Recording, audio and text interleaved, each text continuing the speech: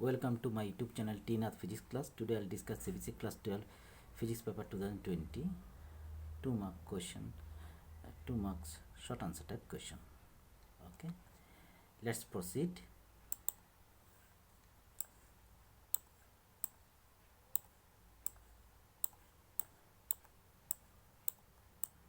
First question. Two long straight parallel wires A and B separated by a distance D carry equal current I flowing in the same direction as shown in figure. So figure is given here. Here question number A, find the magnetic field at point P situated between them at a distance x from one wire. B, showing graphically the variation of magnetic field with distance x for x greater than 0, x less than d. Here is the solution. So A point is at a distance x, then definitely B point at a distance d minus x. Okay, so here we use the formula of magnetic field for straight current carrying conductor. So magnetic field due to wire A at P, BA equal to mu naught by 2 pi I by x. The direction is inward. Magnetic field due to point B at P, BB equal to mu naught by 2 pi I by d minus x, outward directions. So from these two equations, it's very much clear that magnetic field due to wire A is greater than magnetic field due to wire B. Therefore, net magnetic field BP equal to BA minus BB. Insert the value of BA and BB, and after calculation, how much we got? Mu naught by 2 pi I d minus 2x divided by x into d minus x. So this is the part A. So next in part B, we have to plot the graph. So to draw the graph, we have to use this formula. Okay.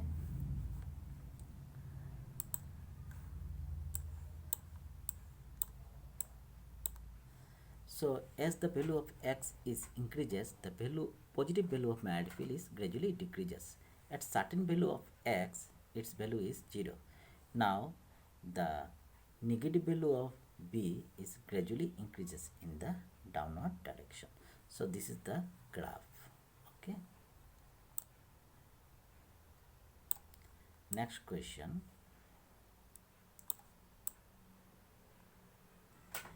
Using Bohr's atomic model, derive the expression for the radius of nth orbit of the revolving electron in an hydrogen atom. To derive this one, we have to use the Bohr's postulates.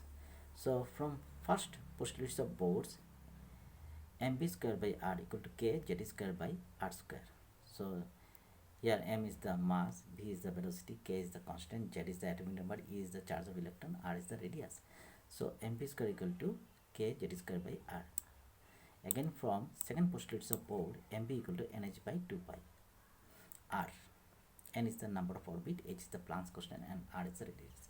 Dividing the equation 2 by 1, and after calculation, how much you got? V equal to 2 pi k z square by nh. This is the equation 3. Again from equation 2, r equal to nh by 2 pi mv. So here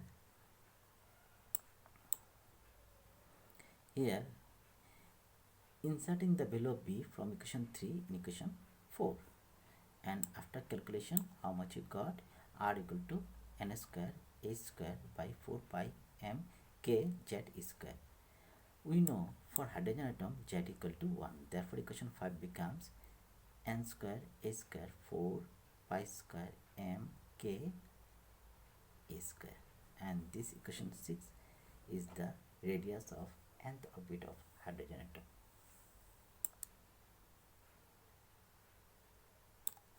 Next question, optional question. Write two main observation of photoelectric effect experiment which could only be explained by Einstein photoelectric equation. Draw a graph showing variation of photoelectric current with the anode potential of photocell. So from Albert Einstein photoelectric equation, we can say or observe of to photoelectric effect as number 1, maximum kinetic energy of electron depends on the frequency only, incident frequency, and kinetic energy is always independent of intensity of radiations. So here is the graph. Okay,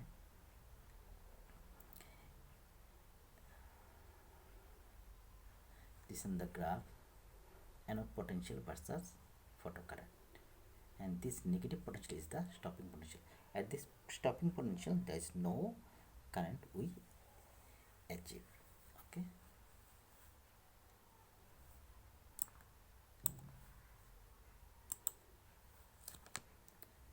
next question. Define wavefront of a traveling wave using Huygens principle. Obtain the law of reflection at a place interface when light passes from a rare to denser medium. Now, what is wavefront? Wavefront is nothing but wavefront of a wave at any instant is defined as the locus of all the particles vibrating in the same medium at same instant of time. Okay, so here is the laws of refraction. Here we have to derive the laws of refraction using Huygens principle. So this is the graph.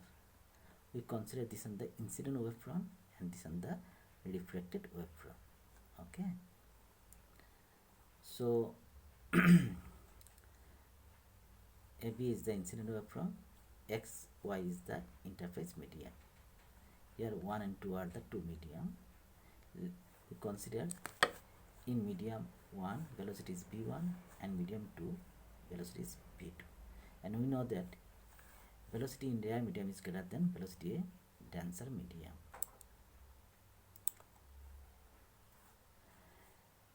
So v2c time is taken t, then distance is v1t, and from A to D time is in same time it will be travel. Okay, so distance will be v2t. Okay, then take this distance as radius and we draw the hemisphere, and we find, and over this hemisphere we draw the tangent, and this tangent will give you the position of refracted wavefront. Okay, from right angle triangle ABC we have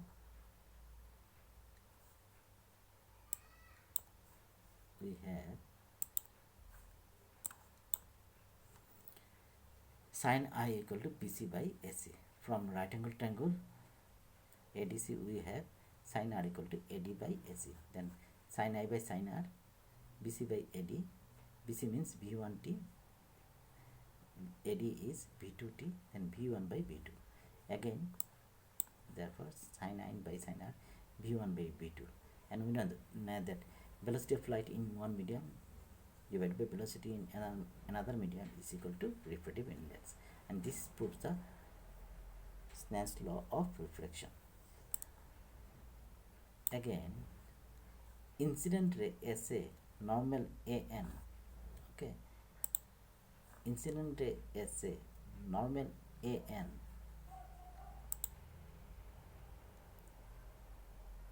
and AD all are respectively perpendicular to the incident wavefront AB, surface XY, and refracted wavefront CD. That is, all are perpendicular on the same plane. That is the proof of another law of refraction. Okay. Another optional question. Using lens maker formula, derive the thin lens formula 1 by f equal to 1 by v minus 1 by u. F means focal length, v means image distance, u means object distance. We know from lens maker formula 1 by v minus 1 by u equal to mu minus 1 into 1 by r1 minus 1 by r2. Mu means refractive index, r1 is the radius curvature of one surface, r2 is the radius curvature of another surface. Okay. We consider If the object is placed at infinity, then image must be formed at focus. Therefore, equation 1 becomes 1 by f equal to minus 1 by infinity, then 1 by f equal to mu minus 1, 1 by r1 minus 1 by r2. Equation 2 and equation 1, we have 1 by f equal to 1 by v minus 1 by u, and this equation 3 is the Lenz's equation. Okay. Explain the principle of working of meter bridge. Draw the circuit diagram for determination of an unknown resistance using it. We know that here meter bridge is based upon the principle of Western bridge. Okay, so here is the diagram of meter bridge. From A to B is L. This part is P. We consider the resistance as P. B to C part is Q resistance, and length is 100 minus L. Okay. So if AB equal to L, then BC equal to 100 minus L, definitely. And from A, as you mentioned, between A and B, we consider the resistance is P, then P is as directly proportional to L. For same material, resistivity is same, and we consider the wire has uniform area of cross section. If you drop the proportional sign, we have P equal to sigma L, where sigma is the resistance per centimeter. Similarly, for BC part, resistance is Q, then Q proportional to 100 minus L, then therefore Q equal to sigma 100 minus L. Okay.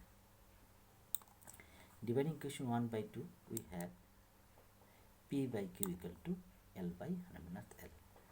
As we know, meter bridge is based upon the principle of Western bridge. We have to use the Western bridge balance condition, that is P by Q equal to R by S. Okay, and insert the value of P by Q, that is L by 100 minus L, and here we have to find out the value of unknown resistance, that is X, then X equal to 100 minus L into R divided by L.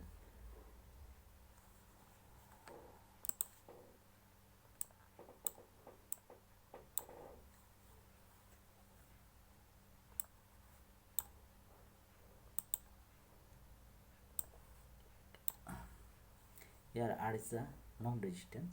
You can take it from resistance box, and L is the measuring length. You can measure with the help of scale. Knowing the value of R and L, you can find out the value of X. Okay. Next question.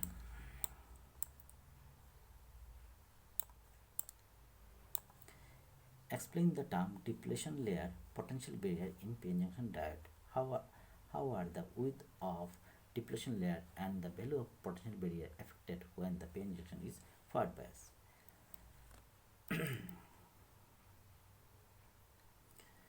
So in the region of in the small region of the junction, there is a shortage of free charge carrier and also immobile ions.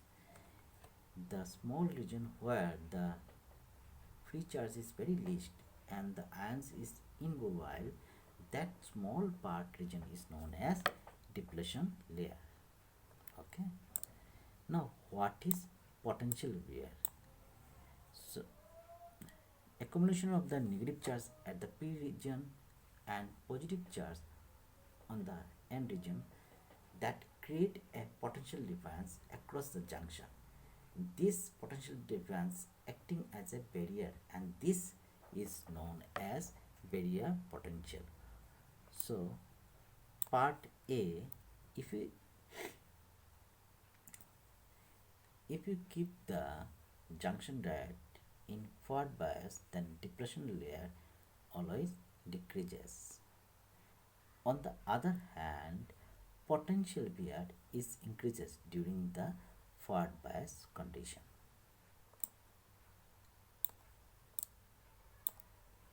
Next question. N small conducting liquids droplets each of radius r are charged to a potential V each. These droplets coalesce to form a single large drop without any charge leakage. Find the potential of the large drop. Okay. So we know that charge is always conserved. So new charge q new equal to nq. And again know that volume is always conserved. Then volume of large drop is always equal to n times of the volume of small drop. And after calculation, r equal to n to the power 1 by 3 r. Here r is the radius of the large drop and small r is the radius of each small droplet. Potential of each drop V equal to k q by r. We will consider this on the equation 1.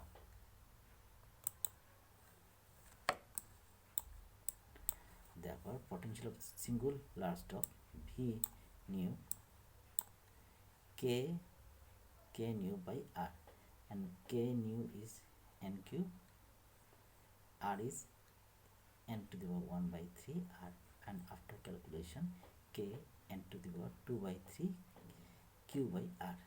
Now n to the power 2 by 3 k q by r, and the value of k q by r is V. How can we got this one? As per equation 1, V equal to k q by r. Therefore, new potential is equal to n to the power 2 by 3 into potential of each small droplet. Okay. Next question. Define activity of a sample of a radioactive substance. The value of disintegration constant of a radioactive substance is 0.0693 per hour. Find the time after the activity of a sample of this substance reduces to 1/2 that of its present value. Now, what is activity of sample of radioactive substance? It means that number of radioactive disintegration that take place per second in the sample. How many number of particles disintegrate per second in the sample is known as activity of the sample. Okay. So next part is the numerical part. Let's see. So here disintegration is given lambda equal to 0.0693 per hour, and we know half-life period is 0.693 by lambda. Insert the value of lambda, and after calculation we find out half-life as 10 hours.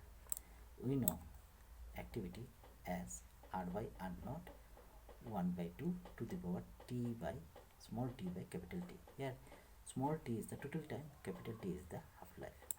As per question, r equal to half of original value, that is r naught by 2. Then cancel out, it becomes half. Then